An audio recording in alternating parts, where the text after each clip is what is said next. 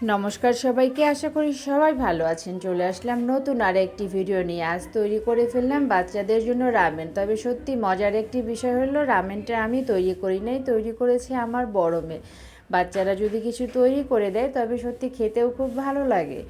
আর আমি এখানে জল বসিয়ে দিয়েছিলাম, আমি একটু হেল্প করেছিলাম ওকে, জিনিসগুলি জোগাড় করে দিয়েছিলাম। সে নুডলসগুলি ভেঙে ভেঙে দিয়ে দিল, বললো মা এটা বেশি ভাঙবো না, গোটা গোটাই ভালো লাগে। আমি দাঁড়িয়ে দাঁড়িয়ে দেখছিলাম যে আসলে বাচ্চারা বড় হয়ে গেলে অনেকটাই হেল্প করে মাদের।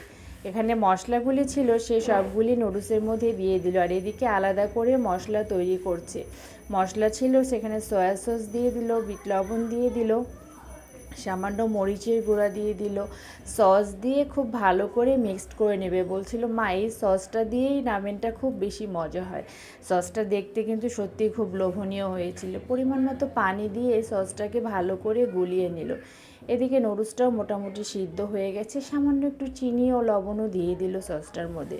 নুডলসটা ছেঁকে নিল, কড়াই বসিয়ে কড়াইয়ে তেল দিয়ে দিল। তেলটা গরম হলে সামান্য রসুন কুচি দিয়ে সসটা দিয়ে দিল, দিয়ে খুব ভালো করে নেড়ে চেড়ে নিল। সসটা থেকে খুব সুন্দর একটা গন্ধ আসছে। কিছু সময় ধরে দেখলাম সসটা নাড়াচাড়া করলো, করার পরে নুডলসটা সেখানে দিয়ে দিল। আর দিয়ে খুব ভালো করে নুডলসটা মিক্স করছিল। বলছিল মা নুডলসটা এভাবে চালাতে চালাতে শক্ত হয়ে যাবে। তখন আমি বলছিলাম যে আচ্ছা আমাকে একবার দেখিয়ে দাও, পরে আমি অবশ্যই বানিয়ে দেবো এভাবেই।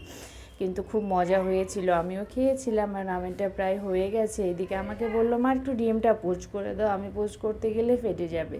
আমার কাছেও ডিমটা নষ্ট হয়ে গেছিলো, একটা সুন্দর হয়েছিল, একটা সুন্দর হয় নাই, তুলতে পারি নাই।